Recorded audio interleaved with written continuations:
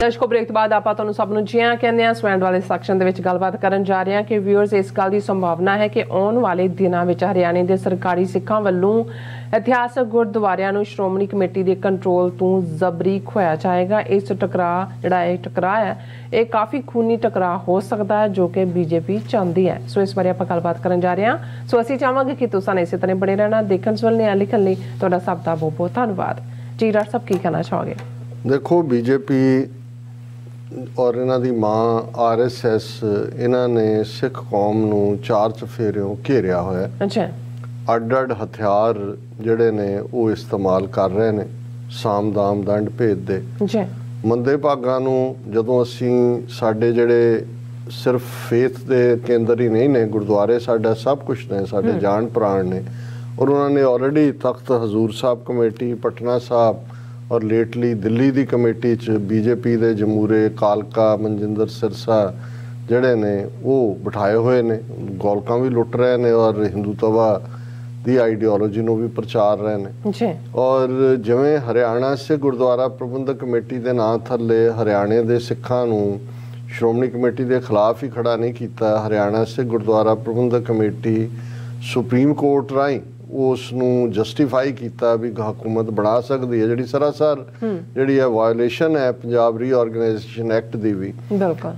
और उस ईवन मनोहर लाल खट्टर ने अगे जांदियां जिस लैवल के उत्ते उन्हें अपने जिहड़े दुमछल्ले ने 61 मैंबरी के किन्नी 50 मैंबर जिहड़े ने उन्हां दी Haryana committee ad hoc committee 41 member ad hoc committee भी बनाई जिहदे सारे अपने दुमछल्ले के महंत सेवापंथी उसनूं खड़ा किया। और धड़ल्ले दे नाल इहदा मतलब है भी हरियाणे च 50 तो ज़्यादा इतिहासक गुरुद्वारे वो उन्होंने जिहड़ा वो हथियाने ने।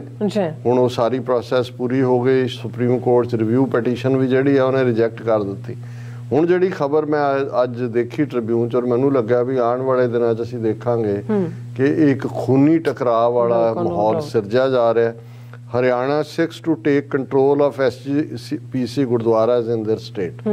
हुण वो सारे कोई झींडा कोई महंत कोई दादूवाल सब चोर किस्म के लोग जिहड़े ने जिहड़े भुखे अहुदियां दे पैसे गोलकां दी दौड़ वो हथ रोके बने हुए ने बीजेपी दे। उन्होंने SGPC नूं कहा कि जी जां तां सानूं जिहड़ा we will not give SGPC any chance to point a finger at the Haryana Sikhs कि भी असीं ये चाहुंदे हां भी साडे हवाले कर दिओ पीसफुली।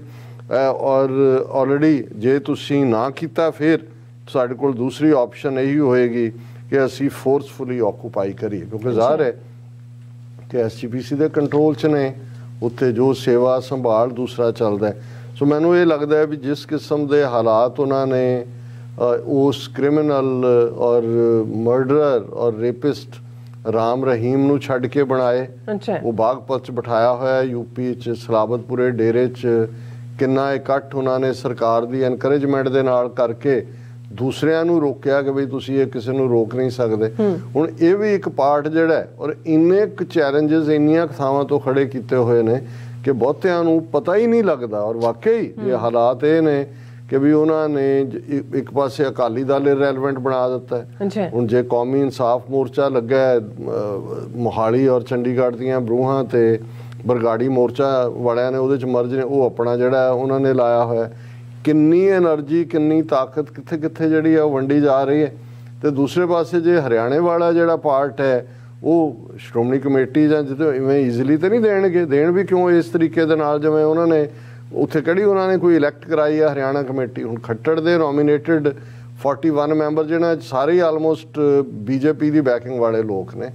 सो इहदे च टकराव होएगा। फिर साडा भी एक तबका हुंदा है जिन्हां नूं ना उस सिचुएशन का पता हो। देखो जी सिख तां गुरुद्वारे नहीं प्रबंध कर सकते खालिस्तान किवें चलाउणगे आपस च लड़ते ने जी। सो असीं इस तो लैके इस स्थिति नूं समझ रहे हैं और आने वाले दिनों च एक टकराव की स्थिति वाल इनू बीजेपी लैके जाएगी क्योंकि उन्होंने दोवें ही हत्थां 'च लड्डू ने। कमेटी का हवाला भी उन्होंने जे नहीं उन्होंने अजे वक्ती तौर पर हुंदा टकराव हुंदा पग्गां लथ रहीआं ने लत्तां मां वड्डियां जा रहीआं ने वो भी उन्होंने सूट कर दे। जिवें असीं अज दा विचार जिहड़ा रोज़ाना विचारदे ਅੱਜ ਕਿਉਂਕਿ ਸ਼ਬਦ ਤਾਂ ਮੇਨ ਉਹੀ ਚੱਲ ਰਿਹਾ ਹੈ, ਇੱਕ ਓੰਕਾਰ ਸਤਿਗੁਰ ਪ੍ਰਸਾਦ ਸ੍ਰੀ ਰਾਗ ਕੀ ਵਾਰ ਮਹੱਲਾ ਚੌਥਾ ਸ਼ਲੋਕਾਂ ਨਾਲ। ਔਰ ਅਖੀਰਲਾ ਜਦੋਂ ਅਸੀਂ ਫਰਾਈਡੇ ਕੀਤਾ ਤਾਂ ਉਸ ਤੋਂ ਅਗਲਾ ਮਹੱਲਾ ਪਹਿਲਾ ਦਾ ਸ਼ਲੋਕ ਹੈ, ਸਿਦਕ ਸਬੂਰੀ ਸਾਧਕਾਂ ਸਬਰ ਤੋਸਾ ਮਲਾਇਕਾਂ ਦੀਦਾਰ ਪੂਰੇ ਪਾਇਸਾਂ ਥਾਉ ਨਾਹੀਂ ਖਾਏਕਾ। ਕਿ ਰੱਬ ਕਿਹਨਾਂ ਦੇ ਕੋਲ ਹੁੰਦਾ ਹੈ? ਜਿਹੜੇ ਸਿਦਕ ਦੇ ਵਿੱਚ ਨੇ। ਬਿਲਕੁਲ। ਹੁਣ ਸਿਦਕ ਔਰ ਸਬਰ ਨੂੰ ਅਸੀਂ ਸਬੂਰੀ ਵੀ ਕਹਿੰਦੇ ਕਿ ਸਬਰ ਦਾ ਹੀ ਜਿਹੜਾ ਕਿ ਜਿਹਦੇ ਕੋਲ ਸਿਦਕ ਹੈ, ਫੇਥ ਹੈ, ਸਾਧਕ ਹੈ। ਸਾਧਕ ਔਰ ਅਮੀਨ ਇਹ ਲਫ਼ਜ਼ ਵੀ ਪਰਸ਼ੀਅਨ ਜਾਂ ਉਰਦੂ ਦੇ ਨੇ ਕਿ ਜਿਹੜਾ ਬਿਲਕੁਲ ਮਨ ਕਰਕੇ ਵੀ ਸਾਬਤ ਹੈ, ਕਦਮਾਂ ਕਰਕੇ ਵੀ ਸਾਬਤ ਹੈ, ਬਾ ਇਤਬਾਰ ਹੈ। ਔਰ ਇਹ ਸਾਰੇ ਲਫ਼ਜ਼ ਜਿਹੜੇ ਨੇ ਰੱਬ ਦੇ ਉੱਤੇ ਈਮਾਨ ਰੱਖਣ ਚੋਂ ਹੀ ਨਿਕਲਦੇ ਨੇ। ਜਦੋਂ ਸਾਧਕ ਤੇ ਅਮੀਨ ਗੁਰੂ ਸਾਹਿਬ ਨੇ ਸਿਦਕ ਸਬੂਰੀ ਸਾਧਕਾ ਸਬਰ ਤੋਸਾ ਮਲਾਇਕਾਂ। ਹੁਣ ਮਲਾਇਕ ਨੇ ਇੰਜਲ ਜਿਹੜੇ ਰੱਬ ਦੇ ਫਰਿਸ਼ਤੇ ਨੇ ਕਿ ਭਾਈ ਸਿਦਕ ਹੋਣਾ, ਸਬਰ ਹੋਣਾ, ਪੂਰਾ ਆਪਣੇ ਆਪ ਦੇ ਵਿੱਚ ਰੱਖਣਾ, ਇਹ ਇੰਜਲਸ ਨੂੰ ਦਿੱਤੀ ਹੋਈ ਰੱਬ ਦੀ ਗਿਫਟ ਹੈ, ਉਹਨਾਂ ਦੀ ਇਹ ਖੁਰਾਕ ਹੈ। ਔਰ ਇਹੀ ਜਿਹੜੇ ਨੇ ਰੱਬ ਦੇ ਬੰਦੇ ਹੋਣ ਦੀਆਂ ਨਿਸ਼ਾਨੀਆਂ ਨੇ। ਸਿਦਕ ਸਬੂਰੀ ਸਾਧਕਾ ਸਬਰ ਤੋਸਾ ਮਲਾਇਕਾਂ ਦੀਦਾਰ ਪੂਰੇ ਪਾਇਸਾਂ ਥਾਉ ਨਾਹੀਂ ਖਾਏਗਾ। ਕਿ ਉਹੀ ਨੇ ਜਿਨ੍ਹਾਂ ਨੂੰ ਫਿਰ ਰੱਬ ਦਾ ਦੀਦਾਰ ਹੁੰਦਾ ਹੈ, ਜਿਹੜੇ ਸਿਦਕਵਾਨ ਨੇ, ਸਬੂਰੀ 'ਚ ਨੇ, ਸਾਧਕ 'ਚ ਨੇ, ਸਬਰ 'ਚ ਨੇ, ਉਹਨਾਂ ਦੇ ਉੱਤੇ ਫਿਰ ਇਹ ਤੋਹਫਾ ਗਿਫਟ ਰੱਬ ਦੀ ਹੁੰਦੀ ਹੈ। ਔਰ ਉਹ ਰੱਬ ਦੀ ਗਿਫਟ ਕੀ ਹੋਏਗੀ? ਇਸ ਸਾਰੇ ਤੋਂ ਬਾਅਦ ਦੀਦਾਰ ਦੇਣਾ। ਕਸ ਪੱਸੀ ਦੀਦਾਰ ਕਿ ਮੈਂ ਲੱਭ ਰਹੀ ਹਾਂ ਕਿ ਭਾਈ ਕਦੋਂ ਮੈਨੂੰ ਦੀਦਾਰ ਮਿਲੇ। ਤੇ ਜਦੋਂ ਸਿਦਕ ਸਬਰ ਸਾਧਕ ਇਹ ਹੋ ਜਾਂਦਾ ਫਿਰ ਰੱਬ ਦੀਦਾਰ ਦਿੰਦਾ।